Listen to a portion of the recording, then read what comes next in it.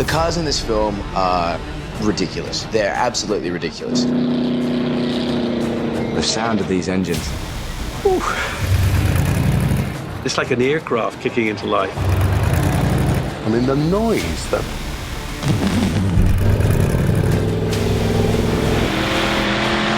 machines are just complete masterpieces.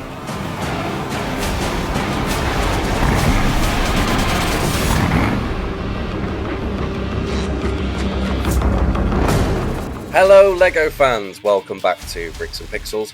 I'm finally building the Gigahorse. As you guys can see, the Mad Max collection is ever growing. I've always been a fan of the Mad Max films, and it's great to now own my own collection of Mad Max custom vehicles.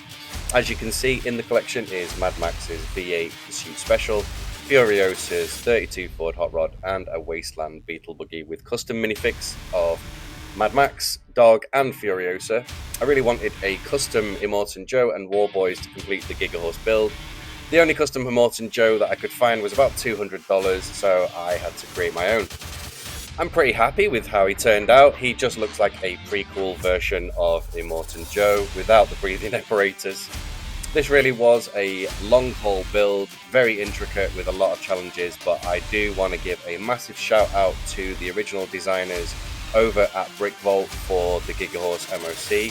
For any of you that are interested in building this, it is available at Brick Vault and Rebrickable.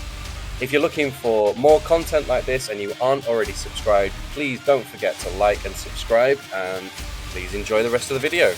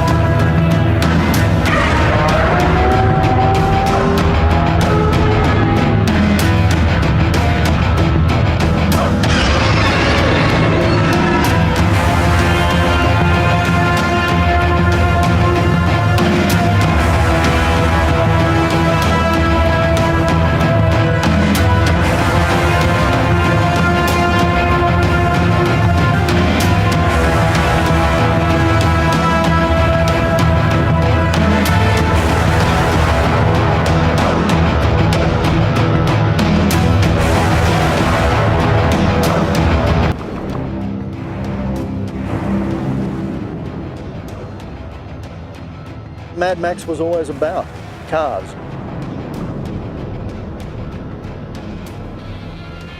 The cars were a metaphor for power.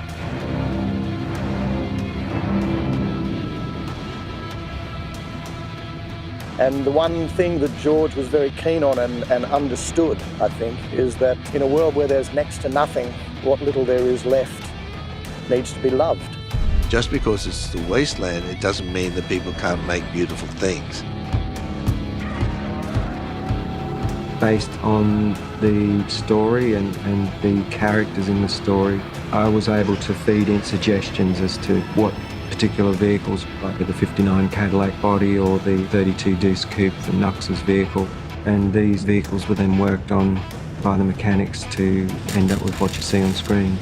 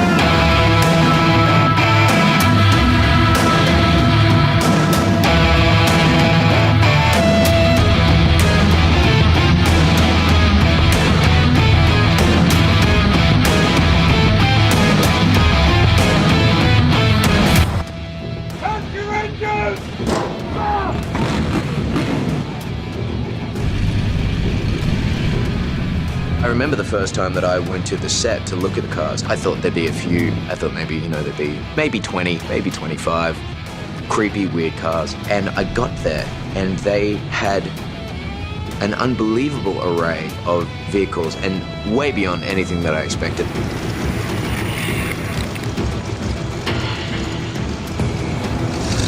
Eventually you're going past war rigs, Chevrolets and V-dubs and Mercedes. The enormity of it was completely operatic.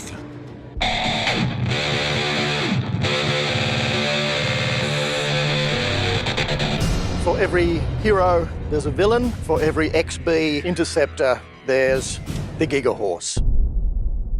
In a world where there's barely one of anything, to show you had power, he's the man who's got two of everything. It's the King's vehicle, so it had to be quite spectacular, and that's why the 59 Cadillac, which I've always thought represented authority and status. Because this is a movie on the run, the Gigahorse is virtually his throne. You sit there and you pump that with your right foot, and everybody else from miles around knows who you are.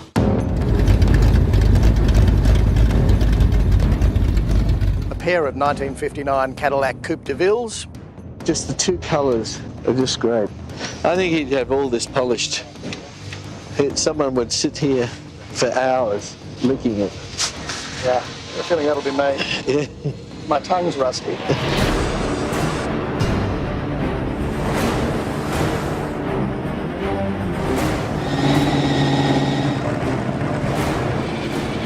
This is a pair of 502 big block motors. We're actually supercharging the pair. We have had it up to 125 Ks.